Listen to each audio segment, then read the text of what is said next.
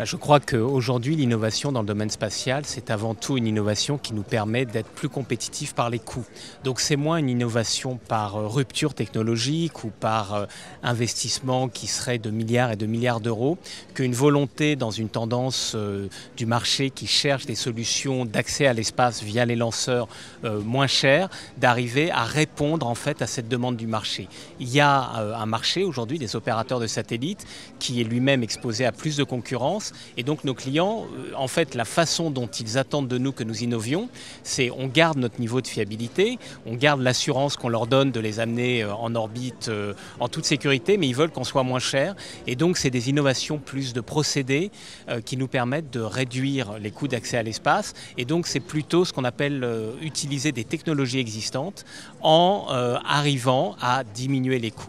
Alors ça, c'est le premier type d'innovation. Et pour Arianespace, qui est une société qui est sur le marché commercial, qui est très compétitif, c'est la plus importante. Ce n'est pas de se lancer à corps perdu dans des technologies dont on ne sait pas si elles réussiront, c'est plus de prendre des technologies éprouvées et d'arriver à être moins cher. Et on arrive aussi à être moins cher en travaillant différemment les uns les autres, en répartissant différemment le rôle entre les acteurs dans toute la chaîne de valeur.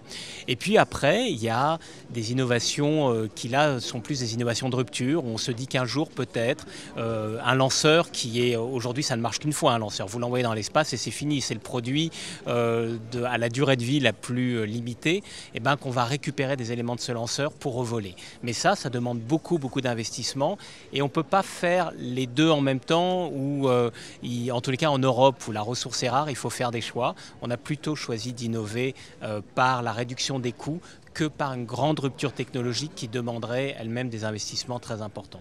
Puis l'espace, après, vous savez, depuis 1957, c'est la conquête de l'espace. Il y a des grandes dates, 57, c'était le Spoutnik, 61, c'était un homme dans l'espace avec les Russes, 69, c'était on a marché sur la Lune, 80, c'était la navette américaine. Et puis dans ce paysage où en fait, pour se libérer de l'attraction terrestre, il n'y a pas forcément eu de rupture énorme depuis des années, de même que dans le domaine de l'aviation civile, ce sont des technologies malgré tout assez éprouvées, même si naturellement elles ont été perfectionnées.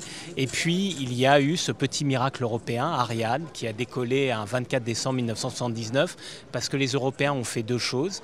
Ils se sont alliés et ils ont uni leurs forces. Et ça, c'est une forme d'innovation. C'est aussi comment on s'organise mieux ensemble. Et puis il y avait des ingénieurs, il y avait un secteur privé extrêmement dynamique qui était au rendez-vous. Il y avait une volonté des États européens unis et il y avait une excellence technologique en Europe. C'est ça qui fait qu'il y a eu ce petit miracle européen Ariane qui continue de faire la course en tête et j'espère pour longtemps encore.